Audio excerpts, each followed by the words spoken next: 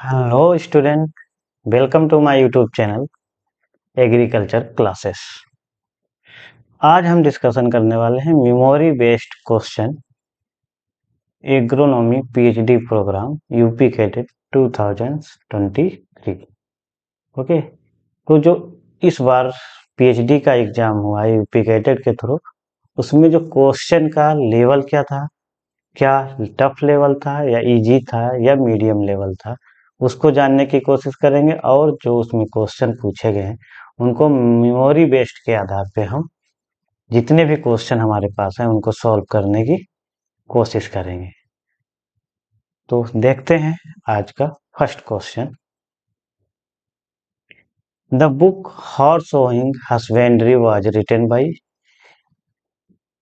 इसके जो राइटर हैं वो कौन है? Jethro Tull. ठीक है, तो हॉर्स होइंग हस्बेंड्री जो बुक थी वो किसने लिखी थी? जेथरो टूल ने लिखी थी।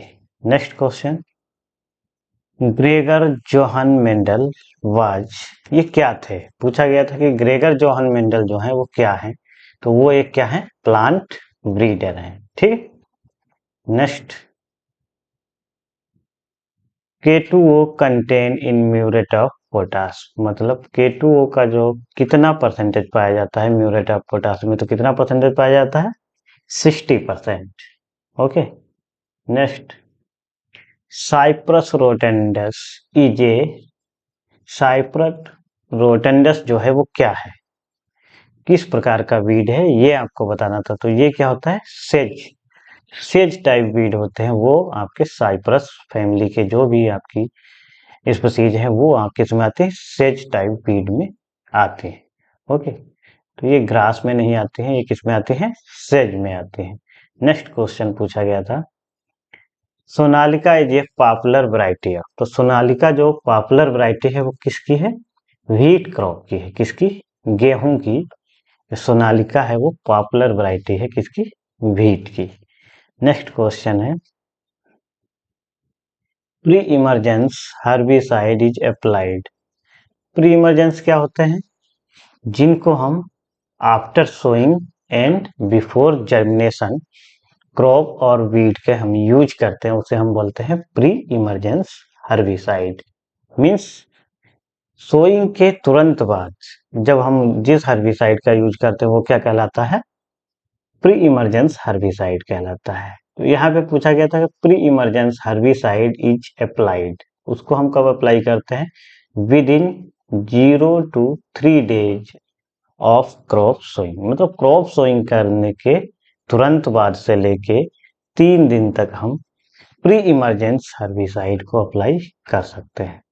ओके, तो ये कितने प्रकार के होते हैं? 3 प्रकार के, प्री इमरजेंस, पोस्ट इमरजेंस और प्री प्लांट इनकॉर्पोरेशन। ठीक है ना। Next question number 7, deficiency symptoms of nitrogen in plant in first seen in. ठीक है, तो डिफिशियंसी सिम्टम्स ऑफ नाइट्रोजन, जो नाइट्रोजन के सिम्टम्स हमें देखने को मिलते हैं प्लांट पे, वो प्लांट के किस पार्ट पे देखने को पहले मिलते हैं? तो सबसे पहले हमें कहाँ मिलते हैं? ओल्ड लीव्स या लोअर लीव्स पे है। नीचे की पत्तियां होती है या जो पुरानी पत्तियां हो गई हैं उन पे हमें सबसे पहले डिफिशियंसी शो होती है किसकी? नाइट्रोजन की। ऐसा क्यों होता है? क्योंकि नाइट्रोजन क्या है? एक मोबाइल न्यूट्रिएंट है, जिसकी वजह से क्या होता है, ये मोबाइल करके अपर लेवल पे आ जाता है और जो नीचे की लीव्स या ओल्ड लीव्स होते हैं उनमें इनकी डिफिशियंसी शो होती है। ठीक है ना। Next, removal of type plants before flowering from crop field card.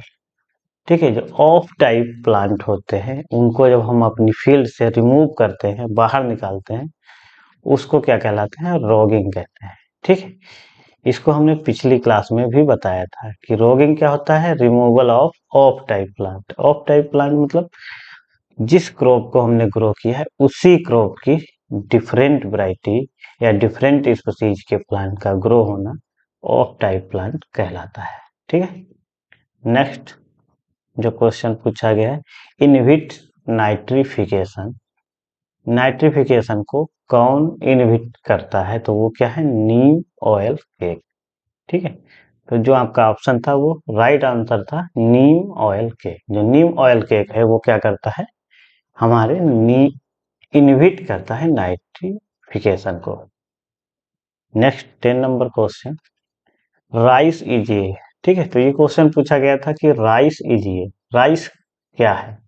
Self pollinated है, क्रॉस पॉलिनेटेड है, ओपन क्रॉस पॉलिनेटेड है? तो राइस क्या होता है? सेल्फ पॉलिनेटेड क्रॉप होता है। जैसा कि हम जानते हैं कि राइस का फ्लावर आफ्टर पॉलिनेशन या आफ्टर फर्टिलाइजेशन के ओपन होता है, तो इसमें कोई भी चांस क्रॉस या ओपन का नहीं बनता है। ओके, नेक्स्ट क्वेश्चन है the formula of water use efficiency. Water use efficiency का हमें फार्मूला बताना था। तो जो हमारी इकोनॉमिक यील्ड होती है और जितना हमने इवेपोर ट्रांसपायरेशन में वाटर को लॉस किया है, वही हमारा क्या होता है? तो यील्ड को हम डिवाइड कर देते हैं ईटी से। ठीक है, ये आपका किसका फार्मूला है? वाटर यूज एफिशिएंसी का। ये राइट आंसर है। क्वेश्चन नंबर 12, CRRI पूछा था, ये कहाँ पे स्थित है? Central rice research institute. ये कहाँ पे स्थित है? कटक उड़ीसा में। ओके, नेक्स्ट क्वेश्चन है फर्टिलाइजर विच कंटेन 2 और 3 न्यूट्रिएंट। अगर किसी फर्टिलाइजर में 2 या 2 से अधिक न्यूट्रिएंट इन केमिकल कॉम्बिनेशन में पाए जाते हैं तो उसे हम क्या बोलते हैं? ऐसे फर्टिलाइजर को हम क्या बोलते हैं? Complex fertiliser. ठीक है, नेक्स्ट क्वेश्चन जो हमारा एग्जाम में पूछा गया था वो क्या है? The method of covering soil with transparent plastic sheet in hot season to control weed borne pathogen is called. ठीक है, the method of covering soil with transparent plastic. Transparent plastic को हम क्या कर देते हैं? सोयल को कवर कर देते हैं। कौन से सीजन में? हॉट सीजन में। इसको क्या बोलते हैं? Soil solarisation. ठीक है, इसमें क्या होता है कि उसका टेम्परेचर बढ़ने की वजह से जो उसमें वीड वगैरह पाए जाते हैं या जो पैथोजन पाए जाते हैं वो क्या हो जाते हैं?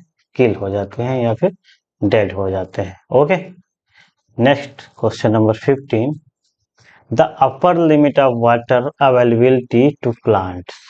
पूछा गया था कि प्लांट की जो अपर लिमिट है वाटर अवेलेबिलिटी की वो क्या है? तो वो क्या है? फील्ड कैपेसिटी होती है। क्या होती है? फील्ड कैपेसिटी होती है अपर लिमिट ऑफ वाटर अवेलेबिलिटी की। ओके, नेक्स्ट क्वेश्चन है which of the following wheat is exotic wheat. आपको बताना है कि इसमें से कौन से, 4 ऑप्शन दे रखा था, उसमें से कौन सा वीड है जो एक्सोटिक वीड है, मतलब जो दूसरी कंट्री से आया हुआ वीड, उसे हम एक्सोटिक वीड बोलते हैं। ऐसा वीड कौन सा था हमारा? Lantana camara. ठीक, लेंटाना कैमारा जो है वो इंडिया का ओरिजिनेटेड नहीं है, वो दूसरी कंट्री से हमारी किसी क्रॉप के साथ जो दूसरी कंट्री से लाई गई उसके साथ वो आ गया। ओके, नेक्स्ट है NOCF स्टैंड फॉर। NOCF को हमें फुल फॉर्म करना था, तो इसका फुल फॉर्म क्या है? National centre for organic farming. जो राइट आंसर था वो क्या था? National centre for organic farming. Okay, next 18 number question, average annual rainfall in rainfed area. ठीक, तो रेनफेड एरिया में जो एवरेज एनुअल रेनफॉल होती है वो कितनी होती है? तो मोर देन 1150 मिलीमीटर। ठीक है, लेस देन 75 से जब नीचे जाता है 750 मिलीमीटर से, तो वो आपका हो जाता है ड्राई लैंड में। उसके बाद जो हमारा ड्राई फार्मिंग, ड्राई लैंड में जाता है वो 800 से 11 तक जाता है, और जो रेन फेड में जाता है वो 1150 मिलीमीटर, मोर देन 1150 मिलीमीटर रहता है। Next question, question number 19, the poisonous chemical substance found in fodder sorghum is called. ठीक, आपको पता है कि सोरगम में एक पॉइजन पाया जाता है जो कि हमें जब हम फोल्डर के रूप में यूज करते हैं तो हम ये मान के चलते हैं कि वो या तो बहुत कम मात्रा में हो या फिर ना पाया जाए। तो उसका नाम पूछा गया तो उसका नाम क्या है? धुरिन या HCM बोला जाता है। ठीक, very easy question. Next, growing two or more crop simultaneously on the same piece of land in definite row called as। ठीक, इसमें ये बोला गया कि एक साथ में जब हम दो क्रॉप को रो में लगाते हैं, अलग अलग रो में लगाते हैं, तो ऐसे क्रॉपिंग सिस्टम को हम क्या बोलते हैं? तो उसे हम बोलते हैं इंटर क्रॉपिंग। ठीक है, जब हम दो क्रॉप के सीड आपस में मिक्स करके लगाते हैं तो हम बोलते हैं मिक्स्ड क्रॉप। लेकिन जब हम दो क्रॉप को अलग अलग रो पैटर्न में लगाते हैं तब हम उसको बोलते हैं, और दोनों को साथ में ही लगाते हैं तब हम उसे बोलते हैं इंटर क्रॉपिंग। ओके, तो ये आपके 20 क्वेश्चन थे जो आपकी परीक्षा में पूछे गए थे। Next question, first organic state of India. That's very easy question. First organic state of India, तो वो कौन सा है? सिक्किम। सिक्किम में एक पहला ऐसा राज्य है जो क्या है, पूरी तरह से ऑर्गेनिक स्टेट है। नेक्स्ट क्वेश्चन, द डायरेक्ट और indirect harmful effect on plant to another plant through release of chemical substance. होता क्या है, जब एक प्लांट दूसरे प्लांट को किसी केमिकल सब्सटेंस के द्वारा लॉसेस पहुंचाता है, हार्मफुल इफेक्ट पहुंचाता है, वो रूट के थ्रू हो सकता है, लीफ के थ्रू हो सकता है। ऐसी सिचुएशन जब होती है तो हम उसको क्या बोलते हैं? तो उसे हम बोलते हैं एलिलोपैथी। क्या बोलते हैं? एलिलोपैथी। और जो इसमें केमिकल होते हैं उनको हम बोलते हैं एलिलोकेमिकल्स। ओके, तो ये क्वेश्चन आपका आया हुआ था PhD प्रोग्राम में। नेक्स्ट क्वेश्चन है, the materials which are used on transpiring plant surface to reduce transpiration। क्या होता है जब हम ड्राई फार्मिंग के एरियाज होते हैं या जहाँ पे वाटर का लॉस अधिक होता है तो वहाँ पे वाटर की कमी होने की वजह से हम क्रॉप को इरिगेशन प्रोवाइड नहीं करा पाते हैं। ऐसी कंडीशन में हमें क्या करना पड़ता है कि जो ट्रांसपायरेशन लॉस है उसको मिनिमाइज करना होता है। मिनिमाइज करने के लिए जब हम केमिकल का यूज करते हैं उनको हम बोलते हैं एंटी ट्रांसपायरेंट्स। यहाँ पे वही पूछा गया है कि जो ट्रांसपायरेशन होता है प्लांट के द्वारा उसको कम करने के लिए जो हम यूज करते हैं उसको हम क्या कर बोलते हैं? तो उसको हम एंटी ट्रांसपायरेंस बोलते हैं, मतलब जो ट्रांसपायरेशन को रोके। Okay, next question 24, puddling is the field preparation method of. तो जनरली बेसिक क्वेश्चन है कि पडलिंग का यूज हम कौन सी क्रॉप में करते हैं? तो आप जनरल सी बात है किस में करते हैं? राइस में करते हैं। ओके, किस लिए करते हैं? जिससे कि वाटर का लॉस कम होने पाए, वीड का जर्मिनेशन कम हो, इन सब चीजों को हम ध्यान में रखते हुए पडलिंग करते हैं। नेक्स्ट क्वेश्चन है, critical stage in wheat crop.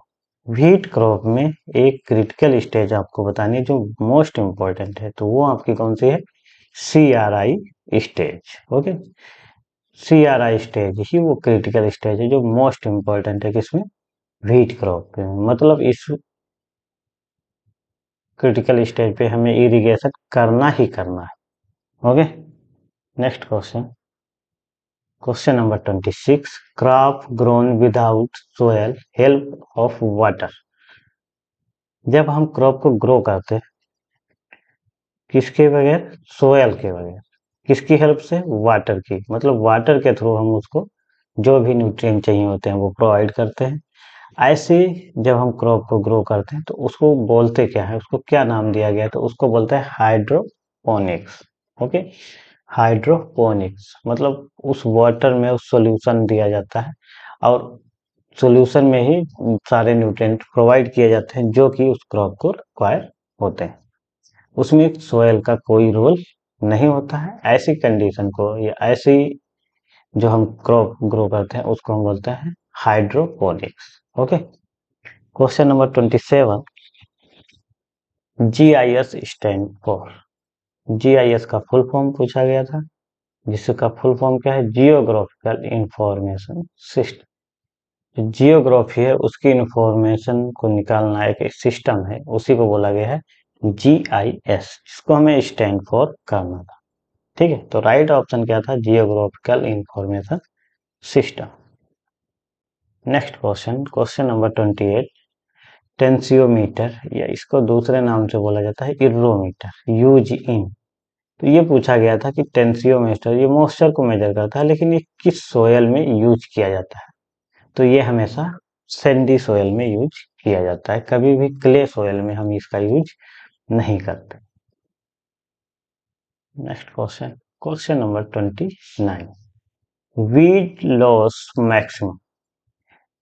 जो वीट का लॉस हो, वीट के द्वारा जो लॉस होता है मैक्सिमम, वो किस में होता है। तो उसमें डिफरेंट डिफरेंट क्रॉप दी हुई थी, तो ये सबसे ज्यादा जो लॉस होता है वीट का वो किस में होता है, अपलैंड राइस में। ठीक है, अपलैंड राइस में क्या होता है कि वीट का जर्मिनेशन बहुत ज्यादा हो जाता है, जिसकी वजह से उसमें लॉस भी बहुत अधिक होता है। क्योंकि हम जानते हैं कि सबसे ज्यादा जो लॉसेस होता है वो किससे होता है क्रॉप में, वीट के द्वारा ही सबसे ज्यादा लॉस होता है।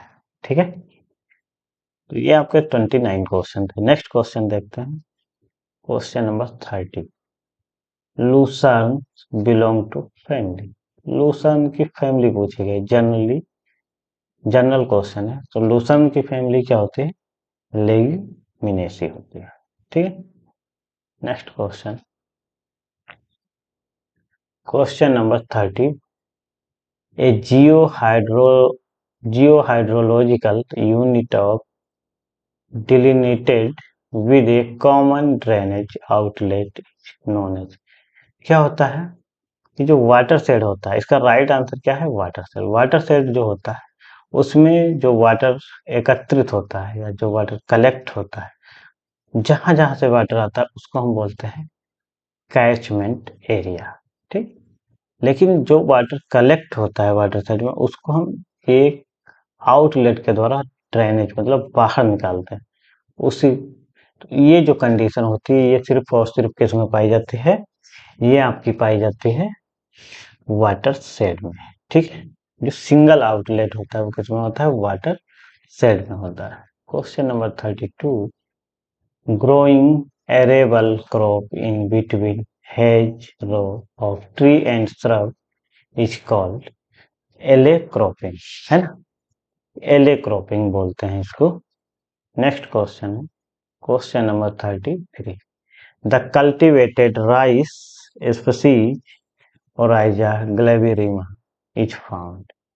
जो कल्टीवेटर राइस स्पीसीज है ओराइजा ग्लेबिरिमा, वो कहाँ पे पाई जाती है, तो वही पूछा गया था। तो इसका राइट आंसर क्या है, वेस्टर्न अफ्रीका। ठीक है, इसको कहाँ पे ग्रो किया जाता है, वेस्टर्न अफ्रीका। नेक्स्ट क्वेश्चन है question number 34, extra early maturing variety of red ग्राम। ठीक है, तो extra early maturing variety of red ग्राम जो है वो क्या है आपकी, उपास 120 है।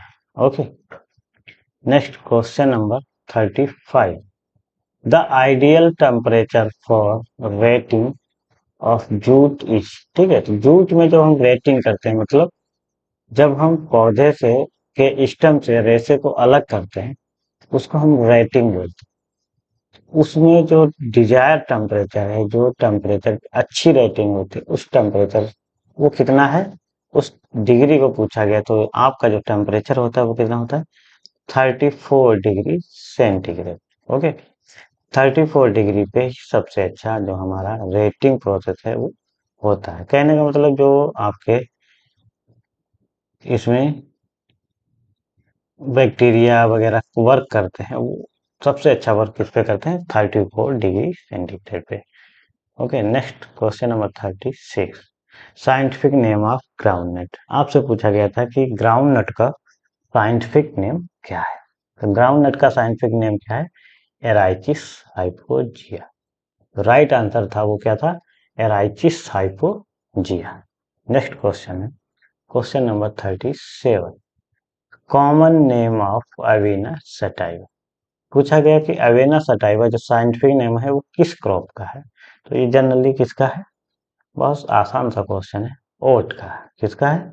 ओट का। Question number 38, example of rabi pulses. Rabi pulses का आपको एग्जाम्पल बताना है, मतलब ऐसी पल्स का नाम बताना है जो रबी सीजन में ग्रो की जाती हो। रबी सीजन में हम किस क्रॉप को पल्स में ग्रो करते हैं? तो वो हमारी है चिक पी, या जिसे हम ग्राम भी बोलते हैं, या आप हिंदी में चना कह सकते हैं। ठीक है। Question number 39, the centre of origin of potato. मतलब इसमें ओरिजिन सेंटर आपने पढ़े होंगे, तो उसमें से पूछा गया था पोटैटो का ओरिजिन सेंटर क्या है? तो वो क्या है? साउथ अमेरिका है। क्या है? South America. ठीक है। Next question number 40, the process by harvested tobacco leaves are made ready for marketing. जो प्रोसेस होती है हार्वेस्टिंग के बाद टोबैको लीव्स की, उसके बाद वो रेडी हो जाती है मार्केट के लिए, तो उसको हम बोलते हैं क्यूरिंग। क्यूरिंग जो प्रोसेस होती है वो टोबैको में होती है, और क्यूरिंग के बाद ही हम उस टोबैको मार्केट में सप्लाई कर पाते हैं। उसके पहले हम वो मार्केट में सप्लाई करने योग्य नहीं होती। वो कौन सी प्रोसेस है? प्रोसेस का नाम पूछा गया था, तो ये आपकी है क्यूरिंग। ठीक है। Next question number 41, general spacing of cotton. Cotton में जनरल स्पेसिंग हम कितना रखते हैं, ये पूछा गया तो ये आपका है 60 into 30 centimetre. Okay. Next question, question number 42, when a area receive less than 75% of total normal southwest monsoon call। ऐसा एरिया जहां पे 75% total normal south west monsoon से कम होती है बरसात, उसको हम बोलते हैं मेट्रोलॉजिकल ड्रॉट। ठीक है। ड्रॉट हमारे कई प्रकार के होते हैं, मेट्रोलॉजिकल, एग्रीकल्चरल, हाइड्रोलॉजिकल। तो यहाँ पे पूछा गया है कि जब 75% से लेस दिन होगा रेनफॉल, जो कि नॉर्मल रेनफॉल होना चाहिए था साउथ वेस्ट मानसून में, तो ऐसी कंडीशन को हम किस ड्रॉट में रखते हैं? तो वो आपका हो जाता है मेट्रोलॉजिकल ड्रॉट। ओके। नेक्स्ट, तो ये आपके 42 क्वेश्चन थे जो मेमोरी बेस्ड थे, पीएचडी प्रोग्राम एग्रोनॉमी के, जो कि यूपी कैडेट के द्वारा 2023 में पूछे गए थे। तो सारे क्वेश्चनों को देखने के बाद आप ये कह सकते हैं कि पेपर इजी था। ये मॉडरेट लेवल का भी पेपर नहीं था। एग्रोनॉमी के जो क्वेश्चन थे इस पेपर में वो काफी इजी थे। ठीक है। तो जैसे इसके बाद जो आपका जीके बचता है, जीएस, जीके, और उसके बाद स्टैटिक्स, अगर वो क्वेश्चन थोड़े से टफ होंगे तो आप कह सकते हैं कि पेपर इजी टू मॉडरेट है। ठीक है। आप उसको मॉडरेट नहीं बोल सकते, बस इजी टू मॉडरेट बोल सकते हैं। ठीक है। तो ये आपके मेमोरी बेस्ड क्वेश्चन थे। इससे आप अपना आइडिया लगा सकते हैं कि कितना क्वेश्चन हमारा सही होगा, क्योंकि जो आंसर हमने बताए हैं वो लगभग 100% सही को आंसर है। नेक्स्ट जो हम आप वीडियो अपलोड करेंगे वो आपका स्टैटिक्स और जीके जीएस का होगा, जिसमें आपके 40 क्वेश्चन पूछे गए हैं। तो मेमोरी बेस्ड पे हमें जितने क्वेश्चन मिलेंगे हम उसके अनुसार आप उसका आंसर दे पाएंगे। ओके। तो आई होप आपको ये वीडियो पसंद आया होगा। तो आपको वीडियो पसंद आए तो हमारे चैनल को लाइक करें, सब्सक्राइब करें और शेयर जरूर करें। जय हिंद।